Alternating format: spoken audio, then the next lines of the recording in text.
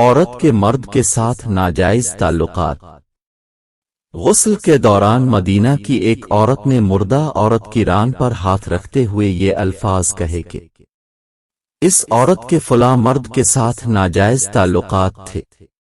بس یہ بات کہنا تھا کہ اللہ تعالیٰ نے اپنی ڈھیل دی ہوئی رسی کھینچ دی۔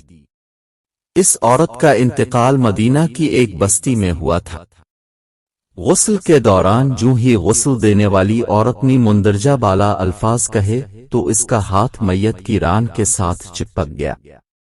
چپکنے کی قوت اس قدر تھی کہ وہ عورت اپنا ہاتھ کھینچتی تو میت گھسیٹتی تھی مگر ہاتھ نہ چھوٹتا تھا۔ جنازے کا وقت قریب آ رہا تھا، اس کا ہاتھ میت کے ساتھ چپک چکا تھا، بے حد کوشش کے باوجود جدا نہیں ہو رہا تھا۔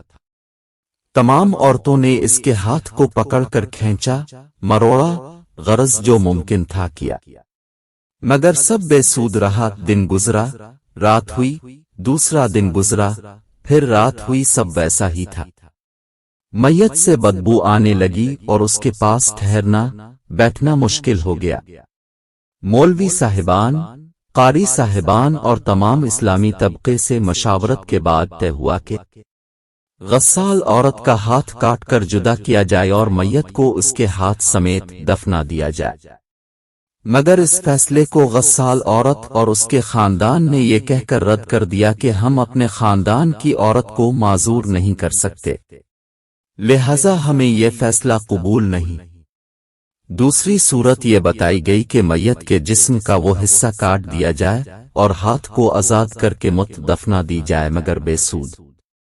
اس بار میت کے خاندان نے اعتراض اٹھایا کہ ہم اپنی میت کی یہ توہین کرنے سے بہرحال قاصر ہیں۔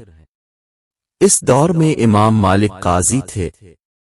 بات امام مالک تک پہنچائی گئی کہ اس کیس کا فیصلہ کیا جائے۔ امام مالک اس گھر پہنچے اور صورت حال بھانپ کر غسال عورت سے سوال کا، اے عورت، کیا تم نے غسل کے دوران اس میت کے بارے میں کوئی بات کہی؟ غسال عورت نے سارا قصہ امام مالک کو سنایا اور بتایا کہ اس نے غسل کے دوران باقی عورتوں کو کہا کہ اس عورت کے فلاں مرد کے ساتھ ناجائز تعلقات تھے۔ امام مالک نے سوال کیا، کیا تمہاری پاس اس الزام کو ثابت کرنے کے لیے گواہ موجود ہیں؟ مالک نے پھر پوچھا، کیا اس عورت نے اپنی زندگی میں تم سے اس بات کا تذکرہ کیا؟ جواب آیا، نہیں۔ امام مالک نے فوری حکم صادر کیا کہ اس غسال عورت نے چونکہ میت پر تہمت لگائی ہے، لہذا اس کو حد مقررہ کے مطابق 80 کوڑے لگائے جائیں۔ حکم کی تعمیل کی گئی اور 70 بھی نہیں، 75 بھی نہیں، 79 بھی نہیں، پورے 80 کوڑے مارنے کے بعد اس عورت کا ہاتھ میت سے الگ ہوا۔ آج ہم تہمت لگاتے وقت ذرا بھی نہیں سوچتے۔ استغفر اللہ۔